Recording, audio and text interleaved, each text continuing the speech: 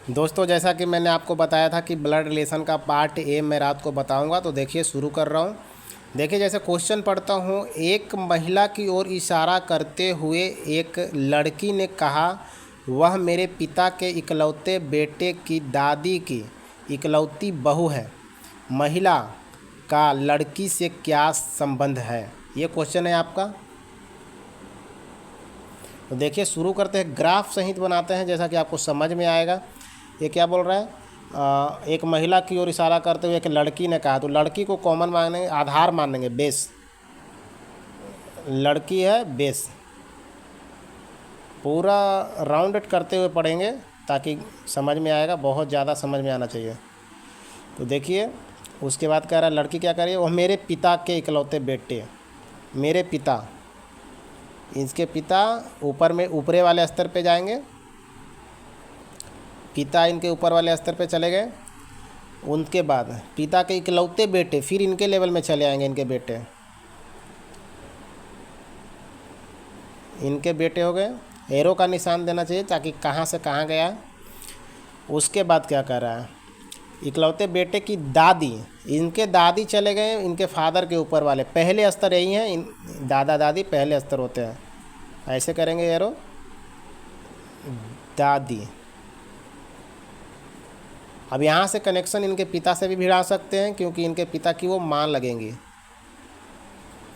अब क्या कह रहा है लास्ट में? क्या कह रहा है? दादी की बहू है, इनके बहू, तो फिर इनके पिता के लेवल में आएंगे, इनके बहू।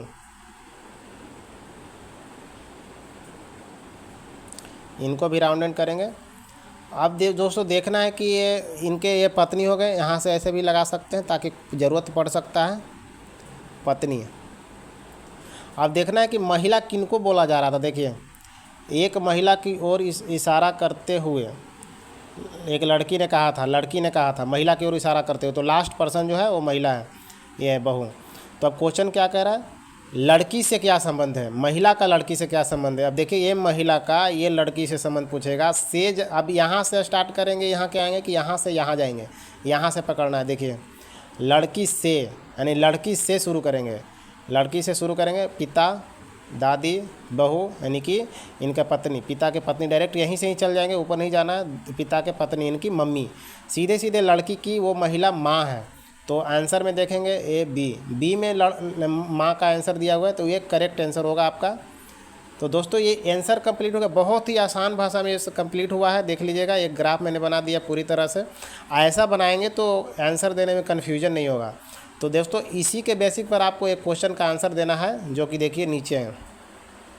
रीमा ने मोनिका से कहा, कल जिस लड़की से मैं समुद्र तट पर मिली थी, एक बहुत समझना है केवल दोस्तों, ये बहुत ही कठिन है, कठिन भी हो सकता है।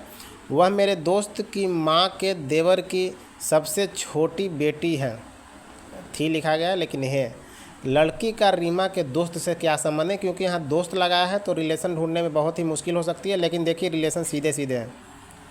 ठीक है, तो रिलेशन को ध्यान में देना है और ध्यान से बनाना है, और आंसर कमेंट बॉक्स में डालना है दोस्तों, ताकि मैं अगर नहीं बनेगा तो फिर कल मैं इसको भी बना सकता हूँ, बना के बताऊँगा आपको कमेंट आने पर। नहीं तो यही पार्ट 1 है, पार्ट 1 फिनिश हो गया है। तो चलिए दोस्तों मिलते हैं कल फिर रात को 10 बजे।